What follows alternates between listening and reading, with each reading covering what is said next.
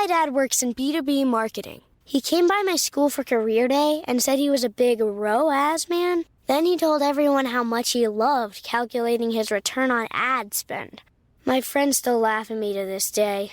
Not everyone gets B2B, but with LinkedIn, you'll be able to reach people who do. Get a $100 credit on your next ad campaign. Go to linkedin.com/results to claim your credit. That's linkedin.com/results. Terms and conditions apply. LinkedIn, the place to be, to be.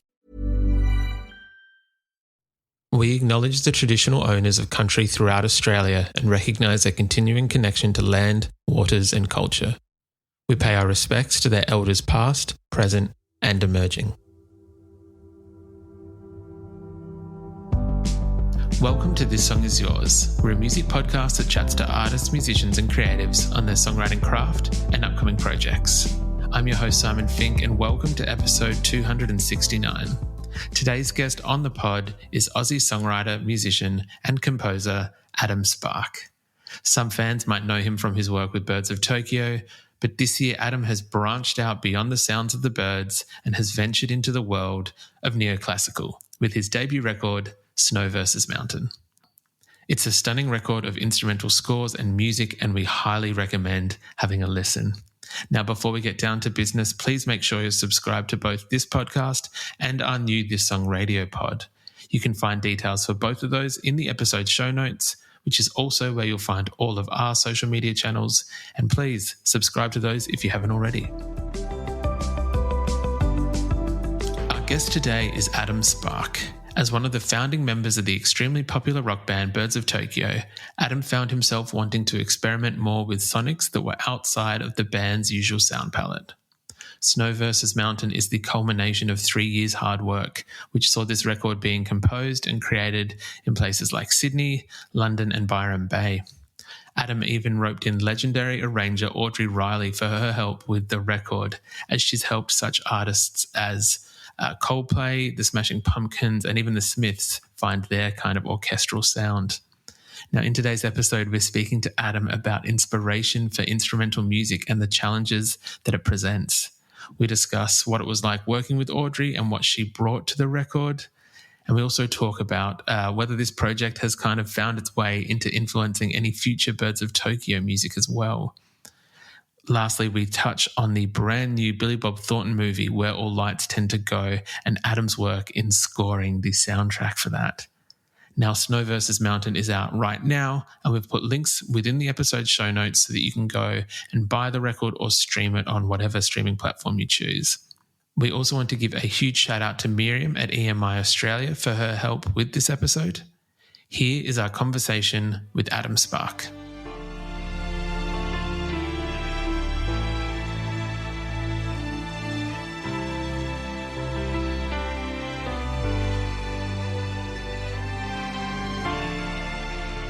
Please welcome to This Song Is Yours, Adam Spark. Hello, sir. How are we?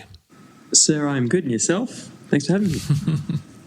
I'm doing well. Thank you very much for your time. And of course, more than happy to have you. It's an incredibly exciting time for you at the moment. I want to say congratulations because there's a debut record of yours that is out right now, Snow vs. Mountain. Congratulations. Thanks. It's been a long time in the making, man. So it kind of feels a bit surreal to have it out, actually. It's been living on a shelf for, through COVID and all that sort of stuff, but I started in 2018. So, yeah, it's taken a long time to put together. Of course. I was going to talk about this because as most artists I know, I think that there's this process that you record things, you mix them, you master them, there's artwork, there's other bits and pieces involved in putting out music, and it's usually that it doesn't come out immediately. There might be a year or so, but there has been, as you've advised, there was quite a lengthy wait for this. I imagine it's quite a relief now that this music is out there. Well, it is, yeah. It's it's a really funny feeling, actually, because it was sort of making it was so heavy and so involved in it, and then now down the line, it's sort of all this sort of times pass. I sort of I feel very differently about it. Still love it, but yeah, it feels like almost like a different part of my life, a different chapter almost. It's that far. I mean, I was still working on it until mid last year. So yeah, but it just took years to put together. I know it has only been out for a short time. What has the reaction kind of been like since it has been out? To be honest, I don't know, because I've been so deep in painting every day. I'm barely coming up for air. I've got stuff with my band as well that I see sitting there in boxes, and my head's down, man. And honestly, with any music I make, I never really pay attention to it these days. It's sort of, I just kind of tune out all the noise, good and bad. So I honestly don't know. I haven't looked and I haven't asked. I love that. Are you someone who, once you usually kind of finish a project, whether it be painting, whether it be music, you kind of, once you're done with it, you put it down and you're on to the next thing and not revisiting that previous project? Absolutely, yeah. In fact, I never really go back. Everything's just forward for me. So once it's done, it goes on the digital shelf, as it were. It used to be the actual shelf. But it's these things, man. They happen at certain points of your life, and you spend sort of years on these things, and then as soon as it's done, it's so nice to sort of bookend that, and then just kind of go, all right, cool, push that over to the side there, and do what you need to do with it. But I never really sort of engage with it much, to be honest. That's very fair. Look, I can appreciate kind of wanting to keep almost like a little bit of a distance from it, because it's like anything, you're creating it in a certain headspace and mind space, and it's not something that you can just always revisit as in just returning to it. It's much more complicated than that, I feel. Well, yeah, and and it's in the past, man, and there's nothing you can do about it. There's nothing you can change. And if you were to go back and start nitpicking, that when you make works like this as well, that it's not perfect. You do your best and get it to a point where you're happy to sort of walk away for now, I guess. And so it just doesn't really serve any purpose. Just keep dredging it up, good or bad, I find. I would agree with that. So this record, it is, as I mentioned before, it's called Snow versus Mountain, and it is a sonically gorgeous record. For some people who might be listening to this podcast and not aware of your alter ego or your day job, or maybe another reason that they might recognise you is obviously for playing keys and piano and I think backing vocals in Birds of Tokyo, the popular Perth rock group. No, actually, that is my good buddy Glenn who does all of that. I'm the guitarist, but I play piano and bits and bobs on things, but he's the guy who does that stuff. Yeah. I've been reading the wrong liner notes. I do apologise. It's all good. Look, I play everything. So as you would have, here on this record, I play everything, or other than the strings itself. But, it's kind of one and the same thing. But yeah. How have they? I guess firstly, how are they feeling now that you're? I don't want to say, and this is not a bird pun. This is just for a lack of a better term, flying the coop in terms of putting out your own stuff. Yeah, they're cool with it, man. They're really supportive. I started Birds in my bedroom in 2003. Kenny, the singer, and I, and so it's kind of been my life's work. And after that long of sort of being together, everyone understands that you need to make a change, and I just try different things. And yeah, just sort of go out and do other things. And, Birds will always be there. Like I said, it's my life's work for the past 20 odd years. So they've got nothing but stoke for me, really. Unless they haven't told me otherwise, I don't know. But as far as I know, I think they've listened to it. I'm not sure. I'm gonna make an assumption that they probably have listened to it. It is as I mentioned, it's a beautiful piece of work. Do you remember? Because it is, it's obviously two very different worlds, neoclassical and what I would very easily define as rock, and obviously you can go into different subcategories there. But for the sake of this, I guess, do you remember a defining point where you kind of found yourself having an interest in classical music and composing? Yeah, it's always sort of been there, I think, bubbling up more and more probably over the past 10 years. I mean, the lady who I'd worked with on the record, who did all the arrangements, I wrote all the strings and stuff and then sent them to her, and she's like, oh my God, this is a mess. Let me do this properly. She's done that for the band since 2010. And then so I always worked with her over the past decade on more orchestrally sort of things for the band. But I think it was really only around 2017, 2018. I don't know. I really started feeling like I wanted to sort of say some things in different ways. And I'm not a singer. I mean, I sing, backing vocals live and all this sort of stuff and whatnot, but I'm not a singer. And so my only way to really sort of, tell stories, I guess, or share, musically what I want to do outside of being in a rock band is making kind of, cinematic neoclassical music. And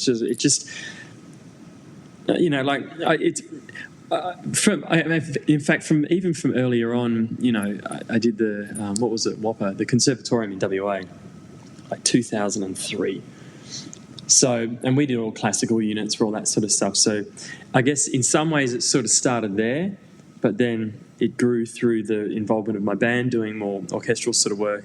And then I found the world of actual neoclassical sort of work, probably like the past 6 years or so. It just spoke to me, man. And I thought, that's a language that I can sort of talk in. And it made sense to me.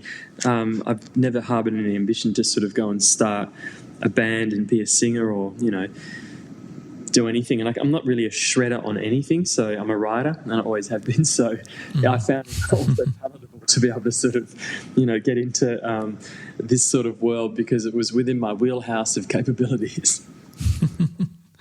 Oh, look, I love that. It was actually the lady that you referred to at the start. Is that Audrey? Audrey Riley, yeah.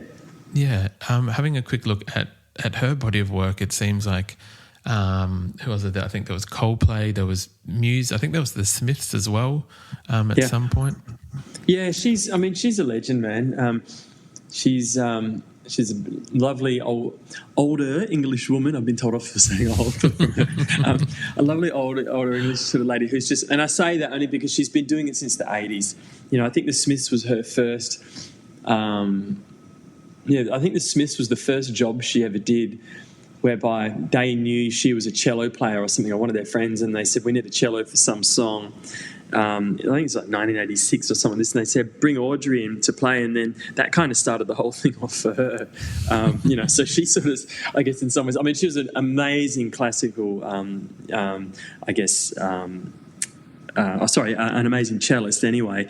But that was sort of, she started doing all that stuff and arranging for bands, and she did the Scientists from Coldplay and all of these kind of things, and Smashing Pumpkins' Tonight, which is like, just one of the legendary crossover string and rock band arrangements. And and she's really cool. She's a really good mentor. Very, how do I say it? She's very elvish in a way. She's just like this beautiful, dottery, sort of like very passionate, tea drinking lady who's such an unlikely mix for such epic and I guess expansive sort of rock bands to be a partner with. But that's what she does.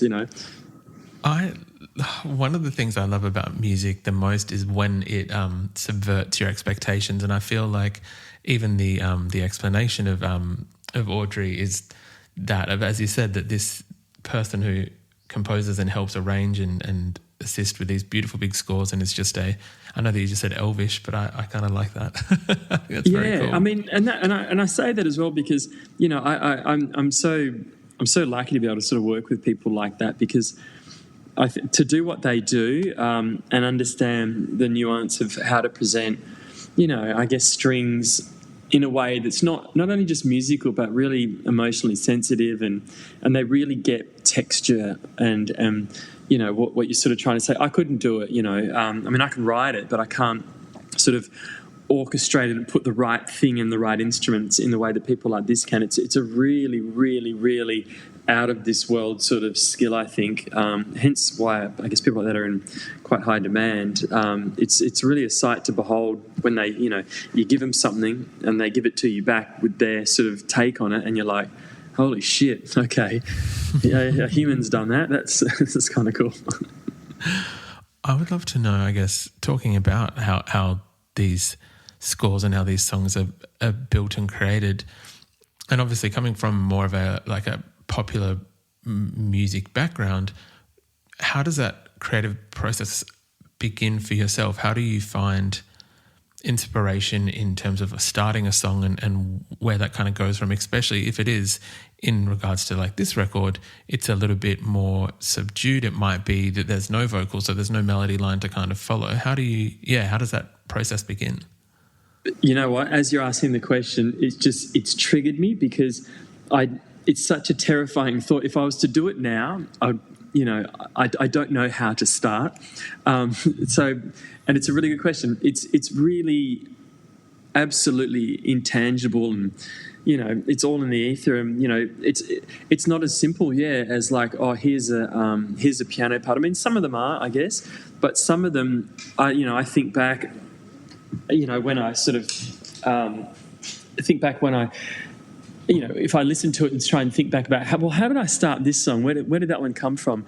And I've honestly got no idea how you start something like that, because some of these things are, 6-7 minutes long or whatever, and they don't seem to have an obvious motive or a start or an end point. And so I think it really kind of is just putting your fingers in paint, really, and just sort of just moving it around until a sound or a part feels like something to you. I mean, there was some where, once you've got an idea of what you kind of, you'll start mucking around with something, and then, okay, there's some sort of feeling in here, and you kind of go, oh, this aligns with, this idea that I want to sort of think about or share, or a feeling or whatever. And then from then you can sort of heighten it with the right sort of sounds and effects and textures, and whether it be strings or not. But it's such an intangible. This podcast is brought to you by eHarmony, the dating app to find someone you can be yourself with. Why doesn't eHarmony allow copy and paste in first messages? Because you are unique, and your conversations should reflect that. eHarmony wants you to find someone who will get you. How are you going to know who gets you? If people send you the same generic conversation starters they message everyone else. Conversations that actually help you get to know each other. Imagine that. Get who gets you on eHarmony. Sign up today. My dad works in B2B marketing. He came by my school for career day and said he was a big ROAS man. Then he told everyone how much he loved calculating his return on ad spend. My friends still laugh at me to this day. Not everyone gets B2B, but with LinkedIn, you'll be able to reach people who do. Get a $100 credit on your next ad campaign. Go to linkedin.com/results to claim your credit. That's linkedin.com/results. Terms and conditions apply. LinkedIn, the place to be, to be. Yeah, it's such an intangible way to sort of try and explain and process. I don't know. I think you sit there and you just move your hands around and stuff starts to happen. I wish there was a more elegant and educated answer to that, but I don't know, man. It just happens, and then you go with it, and that's when the writing and things that you've learned over your life of music starts to come into play. So, okay, well, I know how to move to this thing now, or whatever, this part or whatever. But the start of it's very murky water. I can imagine that it is a little bit more difficult than, say, like a 4/4 pop song that's 3 minutes and has that kind of structure to it. I imagine that it would be more difficult to get involved and find what you're wanting to do with it in a way. Well, yeah, because I mean, some of it, it's like it's so unmetered, and you'll sit there and you'll plink away, and you hit a random combination of notes, and you kind of go, oh, that feels like this, and then you'll do it, and then you'll move something, you go, no, that's right. But then when you start to make it sound like the pop world or rock or whatever, it starts to sound like a song. So in a way, you kind of got to be careful not to go down that avenue, because then it sounds too much like a song. And look, this work kind of is probably a little bit more back towards a more traditional sort of world than the really further out there classical and neoclassical sort of stuff. And I learned that as I'd sort of finished it. I was like, okay, shit, I could have probably destructured it a little more, but I don't know, that's just who I am, so it had to happen that way.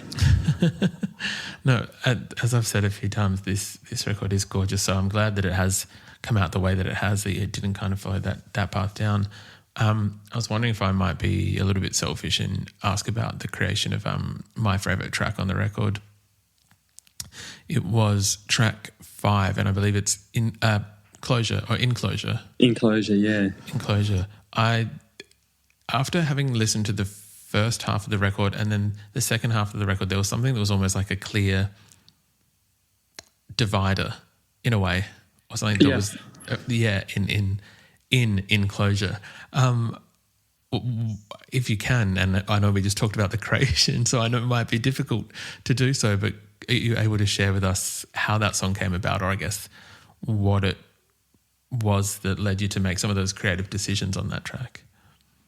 Well, yeah, I mean, first of all, there is a clear divide on the record, and it's kind of the point, I guess, that things start to sort of go down after that, and things break apart a little bit, which is kind of the whole, I guess, the whole arc of what the work's sort of trying to say and kind of do. It starts off with this sort of big power and confidence, and then has these moments of sort of beauty, and then it's things sort of fall off a cliff a little bit, and then right at the very end we sort of come up again.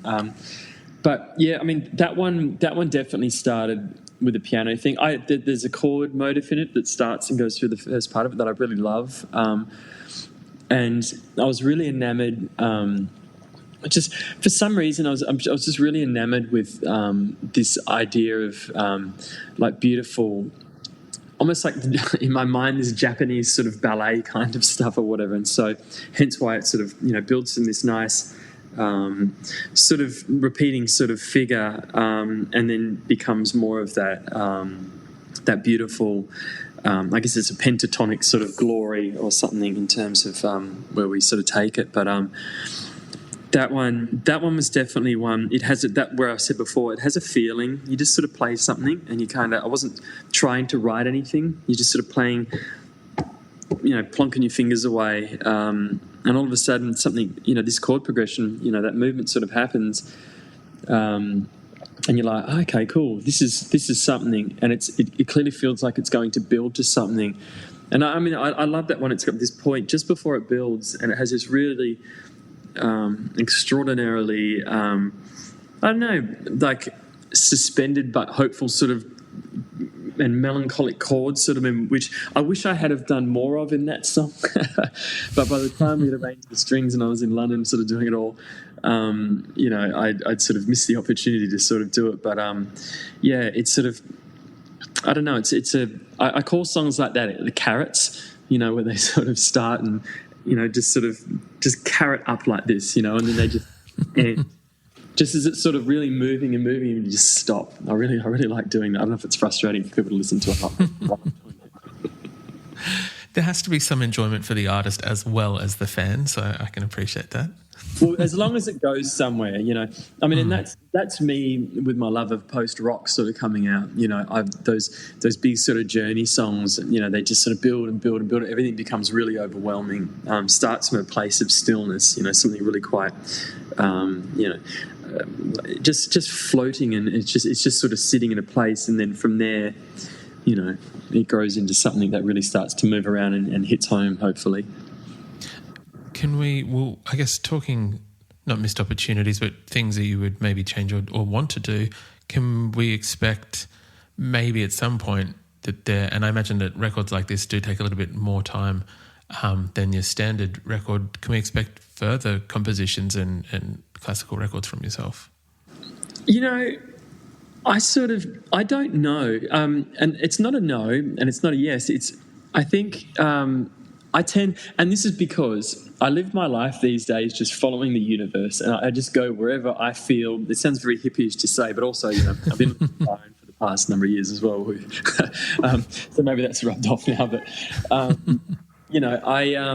I kind of go where the universe sort of takes me. I don't force anything. I don't seek to write things. If something's bubbling away and I feel it, I will sort of go with it. I certainly didn't start the project to only do one thing. But I mean, having said that, I wasn't going to do anything in that world, but then I spent most of last year scoring, an American film. So that was very much kind of a very dark version, but back in that world. So I got to tap back into that, and so I feel like in some ways, my past 6 years or so have been in that world. And I'll do it again and take these things that I'd learned from both of these projects into something better. But in some ways I feel like, because it's such a marathon, you're so tired after it emotionally, that you kind of need a little bit of a break to sort of go, all right, cool, well, if I want to do this again, what do I want to say? Is there a story? Or how would I approach this? And I don't like to do the same things twice as well, so that's a long answer. So I don't know where I'm going with this part of my musical sort of vocabulary, I guess. But when it pops up, I'll chase it, man. Yeah, I think that's very fair. The film that you're referring to, Devil's Peak, is I think it came out in the US in February or March, and I think it's getting a wider release soon. But I guess was there anything in particular that drew you to that project? And then I know you just said when it pops up, you'll chase it if you choose to. I guess, is there any kind of key defining things that you do look for when you are choosing projects or wanting to pick what project you're working on? Yeah, if it's by that same token of what I said before, I live a very singular life these days. I'll only do one thing at a time. I won't try to do different projects and balance things, and I'm doing this. And so if something comes along and I'm like, all right, this has got its claws in me, I've got to do this, and I can just push everything else away. And I want to do it, then I'll do it. If it's something that's for money, or like a gig comes in, and those things come in, like, oh, here's a gig, do you want to do this and do that or whatever? I'm like, usually it's a no. But put it this way, if it's something that I would do for free, and I want to spend every day doing for months and months or years on end, because I have to do it, then I'll do it. And that's what this film was. Again, I wasn't searching for film at all. It just came to me from some producers, and I read the script and sort of just talked to the directors and all that stuff that you do, and I was like, well, shit, making really dark, bleak, drony music for a drug saga set in the Appalachian Mountains for 6 months. Like, yeah, I can do that. That sounds sick. I hope that was the exact spiel that they gave you when they tried to sell you on it. That's again, by pure just the universe doing its thing, they actually reached out to me because it's set in the mountains, it's all very, hicky and all this sort of stuff. They initially thought they wanted to do some guitar-y sort of like, slidey stuff or whatever. They said, would you be up for maybe doing a couple of pieces of guitar? And, and one of the producers is actually a friend of mine. And I was like, sure, send through some scenes. And, and then so they sent through scenes, and then I sent back the very opposite of that. Because I just thought, well, yeah, it's pretty obvious to do the guitar stuff. What if you did something like this? And I was pretty naughty to do that, I think. And they actually quite liked it. And I said, well, who's scoring the film anyway? Who's doing the main score? And they said, well, we don't know yet. Well, do you want to have a look at it? And I was like, sure.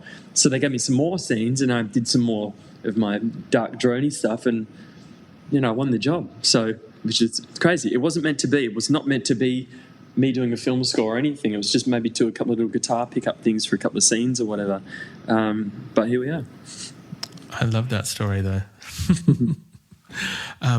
Birds of Tokyo are about to head out on a tour with a classical lilt to it. They're going on the orchestral tour, and I have to ask whether that might have been by influence of yourself, or whether that is just purely a coincidence. Well, it did happen because when I was first starting this project and I was looking for maybe some string partners or whatever to either perform it with or record, I went and sat down with the guys at WA Symphony. Flew over there and was talking to those guys, and I said, well, here's the project we're doing. You know, would you guys sort of be interested in stuff like this? And they said, well, sure, but we don't know in what capacity. And then at that same meeting, they said, well, why are you here? What are birds doing? Do birds want to sort of do some stuff? Because they must have been thinking about it or something. So we got both of those discussions out of one meeting. We didn't end up doing stuff on my thing together because I ended up doing it over in the UK. But that's where the conversation started, and it took a couple of years to sort of get going, because we actually did an early version of it in 2021, but didn't go everywhere. And I didn't do most of it because I had some sort of health stuff at the time, so I was out. So this is we thought, well, we've got to do it again, and we've got to do it in Sydney, we've got to do it in Hobart, we've got to do it in Adelaide, all these other places. So we're doing the much bigger and more modern and improved version coming up this year, and there's a lot of shows, and they're big shows as well. So it's I've been working on it for the past 2 days. Whilst trying not to do two things at once, which is painting and music, because now's my time to paint before we go back on tour. But yeah, so we've been sort of back and forthing and doing some arrangement stuff, and so it's getting all together now. That's awesome. Well, I know that there's a lot of people looking forward to those shows, and we'll put the details for those shows as well as where people can purchase and stream Snow versus Mountain. Adam, usually we'd ask our guests what they're currently listening to. Is there anything at the moment for yourself that is on high rotation? Honestly, I'm listening to so much, I guess you'd say, bad pop country at the moment. I don't, and again, I just follow wherever I'm going, man. And so I love this, though. For whatever reason, I'm just...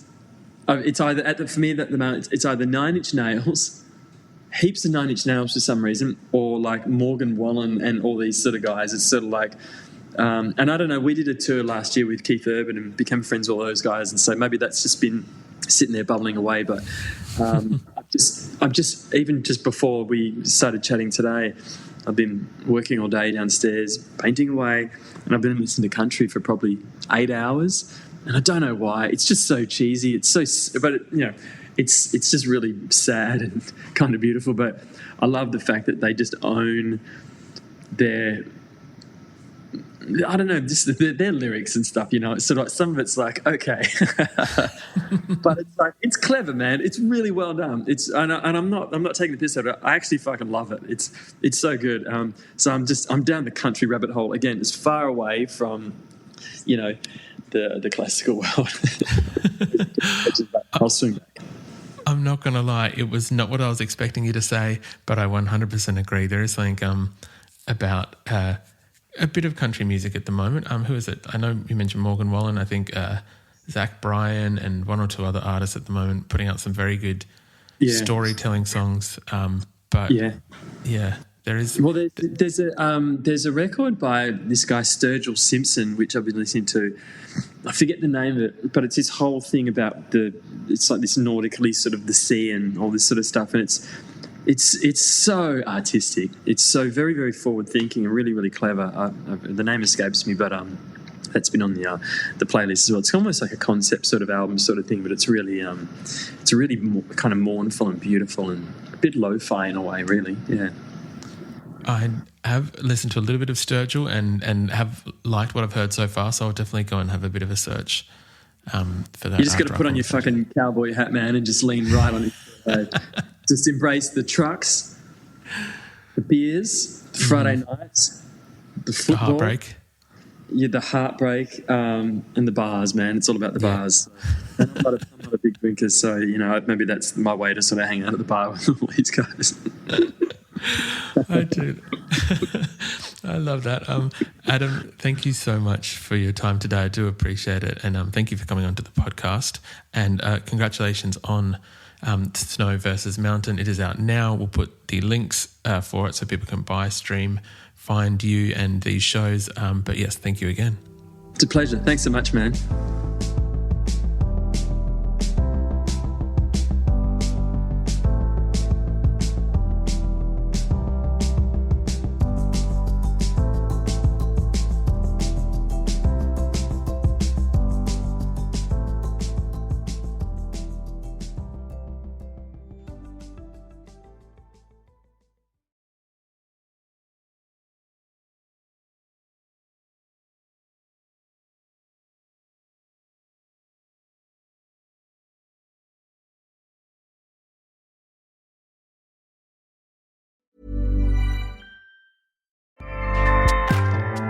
Acast powers the world's best podcasts. Here's a show that we recommend.